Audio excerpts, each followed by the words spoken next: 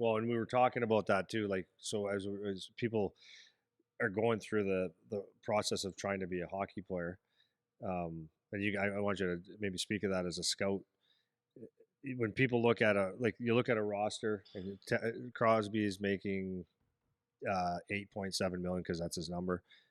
Then you got the 10, 11 guys, Austin Matthews. You got the Connor McDavid that make that kind of money. But people, when they're thinking I'm going to play in the NHL, we always say that people think that that's where they're aiming to be, which is not going to happen.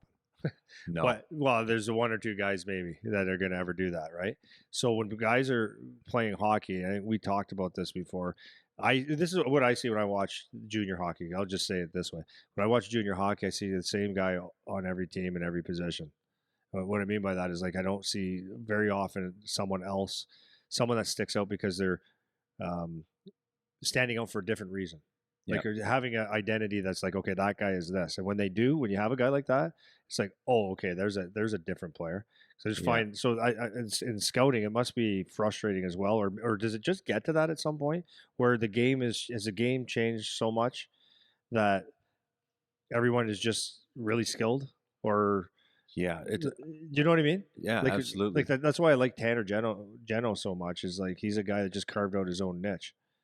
Does he's everything. Beat you up. He's going to fight. He's going to score. He's going to make plays. Smart. And he's big. And he's smart. He's really smart. Because you can only be so smart. Yeah. As a hockey player, right? You can only be only so fast and only so skilled. Well, not only, but you can only have so many of them, though. Yeah.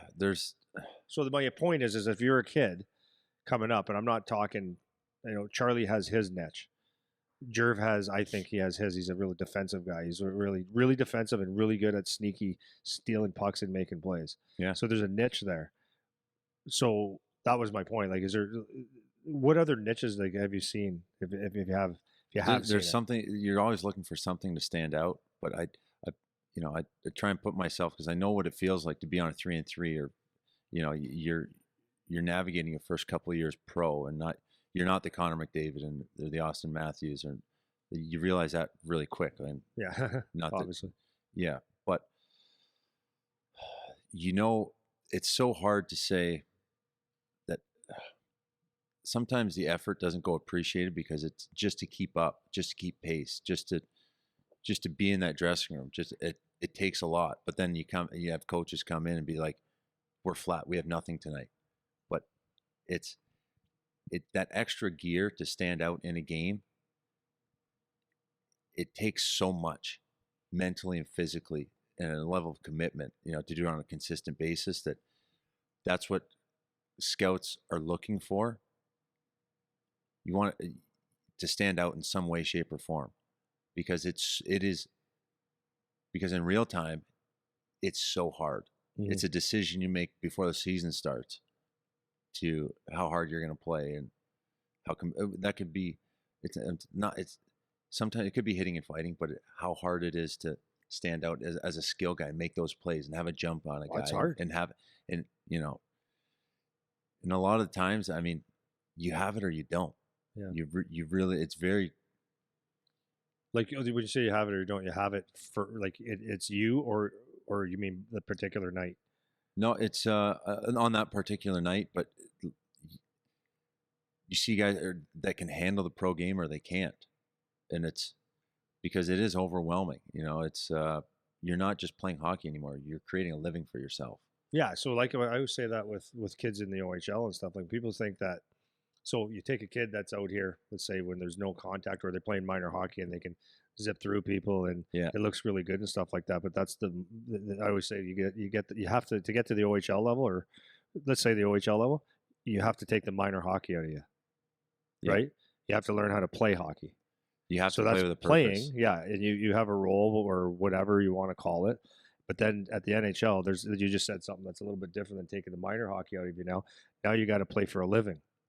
And that's another. There's more at stake. That's a whole different. I never even thought about that. That's a whole different thing. Yeah, there's more at stake because it's your livelihood. Yeah. But you see guys take it seriously and they prepare, or they don't. And you're looking for a guy that, for me, I like watching guys that are just, they're having fun in a way that they're embracing their opportunity, playing with a little bit of jam.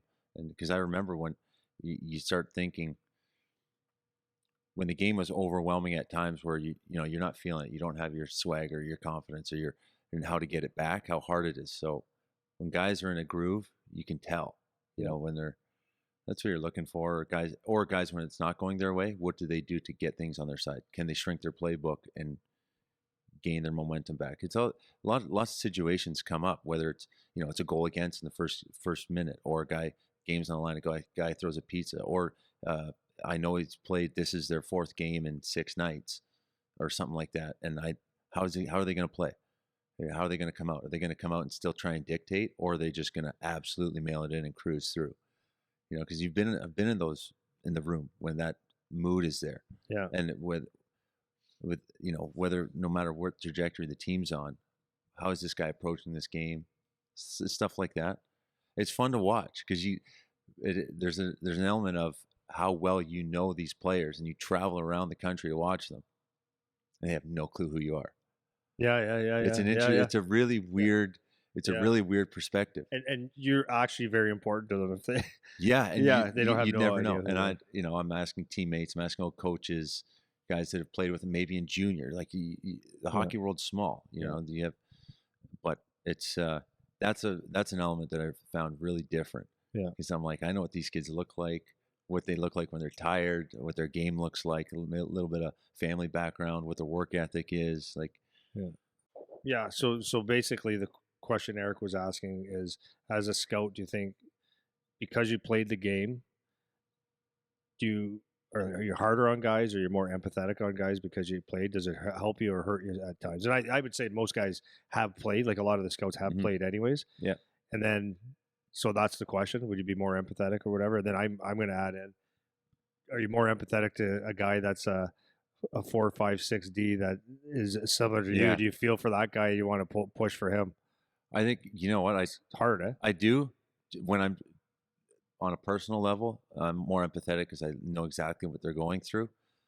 But at the same time, I'm pulling for them. But it's not like I have any. I'm not going to sacrifice the team's opportunity to pick up a quality player that's maybe a little bit farther behind because I have a soft spot for him. That's where the game is a business. The best play, bottom line. So